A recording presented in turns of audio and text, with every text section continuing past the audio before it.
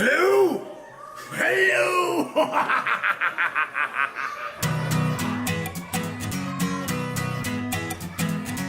Our CBC project is really an innovative project that we hope will provide meaningful and transformative moments of learning for our children. It's not so much in the traditional sense of learning where the teacher has all the knowledge and passes this on to the children, but where the children take ownership and they lead their learning. Every year, the children get away from their normal curricula for 2.5 weeks, and they exchange classes, so they have to develop these skills on working on a project with different people, on developing the steps for a project. It makes them work on their research capabilities, discuss ideas. It makes them principled citizens in the way that they think about subjects which are not school topics.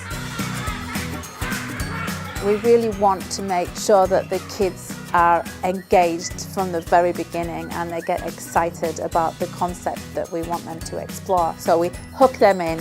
The children aren't sure really what's going on, why are there pirates in the school, but essentially it gets them thinking, and it's what we want to do is provoke thinking in our children. The pirate went inside an octopus's stomach. It had lots of rubbish because it thought that the rubbish that humans pollute were food, but it's actually plastic bags and rubbish.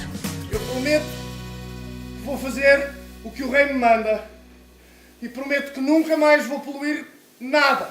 Our concept was evolution. In the lower school, our theme was voices from the ocean.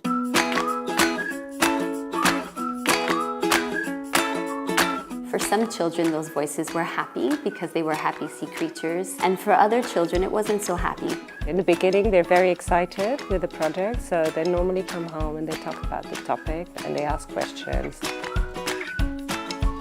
It's fun to watch how they work on the project, even the smallest ones, because even my youngest son, who's at reception, was for 2.5 weeks the whole time talking about the sea, the importance of having a clean sea, the importance of not polluting. For young children, they really learn very effectively through CBC because they're very engaged in what they are learning. It's not the first time that we use the question formulation technique with young children. In this case, CBC, we showed them an image of a turtle trapped in a net, and we didn't say anything, we just projected the image with a little bit of sound in the background of ocean waves. And really we asked the children, when you look at this picture, what do you want to know?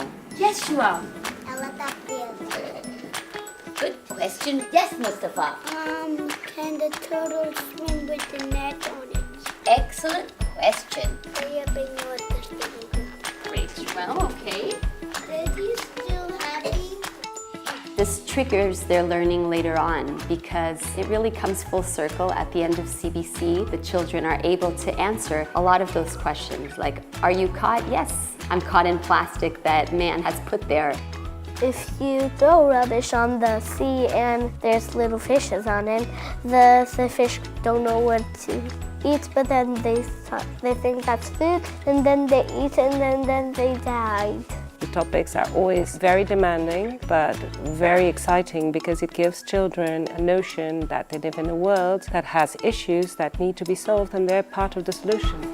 Oh, look at all this trash here. I better clean up. The final day of CBC is so rewarding.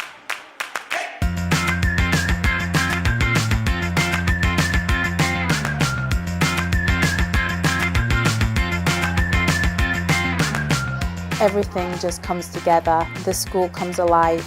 There's like a learning buzz in the air. The school really is in celebration. The children are excited to show off their projects. They're pulling their mums and dads to come and see their work.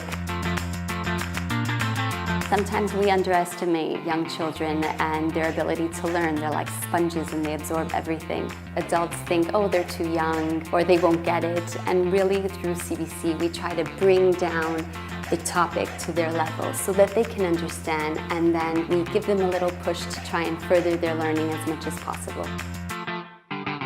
What really surprises me is that every year I can be surprised with the way that this school tries to use new technologies, new forms of making the children work with each other. And that's what I think defines this age that we're living. It's the ability to adapt to new environments, and I think CLIB has been doing that very well.